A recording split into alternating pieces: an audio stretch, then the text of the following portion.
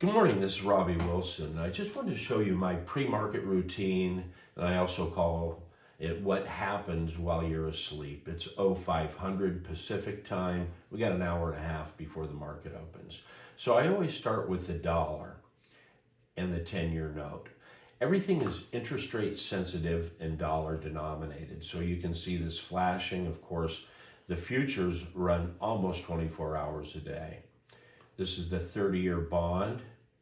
This is the S&P 500, which is a chart that you're looking at now. This is the NASDAQ 100. You can see it's coming in just a little bit higher. This is the Dow 30 coming in lower. The Russell 2000 coming in lower.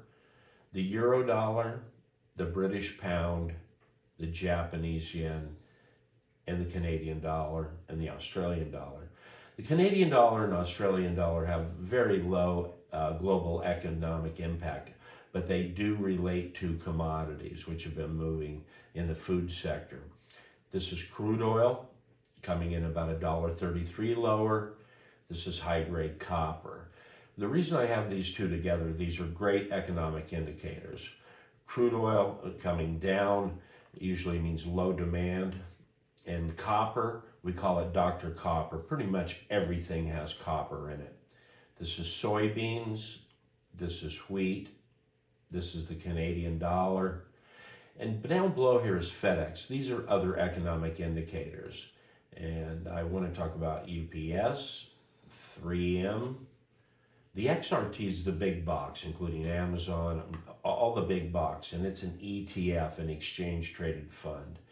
Then I go down to Marriott, which is another economic indicator, Hyatt, Airbnb, and this is Archer Daniels Midland, which is called the supermarket to the world. Basically, all the grains go through their hands, or Cargill at some point. And also, this is General Mills. Now I want to go up here to what I call Market Watch. And this is a tick-for-tick chart of what's happening. And as you can see, this, how I have it in order, is Apple, Microsoft, Amazon, Meta, or the old Facebook, Google, Tesla, Nvidia, and Netflix. And at the end of the day, they control about 27% of the movement in the S&P 500, because these are all either multi-trillion-dollar companies or they're the largest companies. They are the market movers.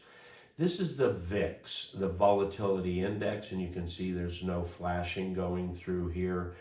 This is all I want to know, is if there's fear or greed in the market. And there's been what I call complacency, right?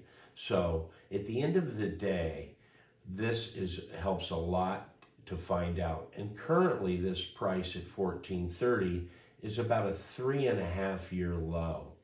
And that means there's complacency within the marketplace. And then the rest of this down here is what I'm looking at or currently trading. But I want to go back up into here. So this is what Apple closed at yesterday, $185.27.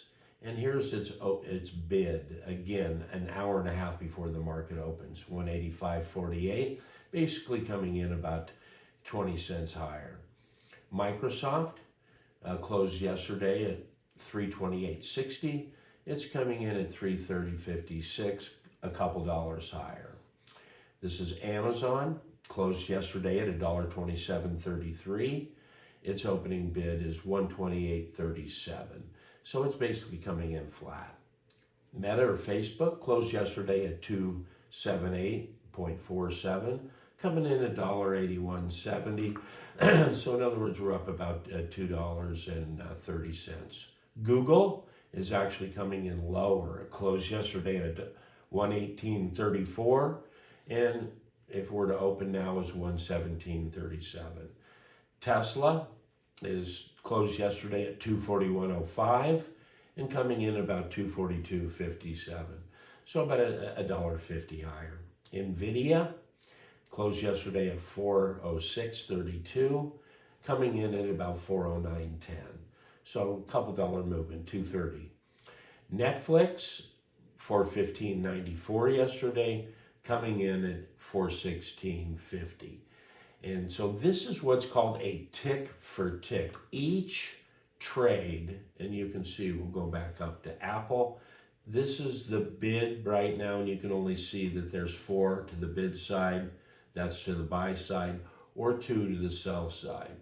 You can see the volume is very light. Again, in all of these, Microsoft, Amazon, Meta, Google, Tesla's coming in with quite a few. In other words, this is fairly heavy volume for this time of morning pre-market. NVIDIA coming in very light volume compared to the market, the move that it's had the last month. And again, this is Netflix coming in light. So the volume is light, but this gives me an indication early on so I can start to plan my trades way before the market opens. And there'll be more to come. Again, you can visit us at remotetradingroom.com. Thank you, and there'll be more to come.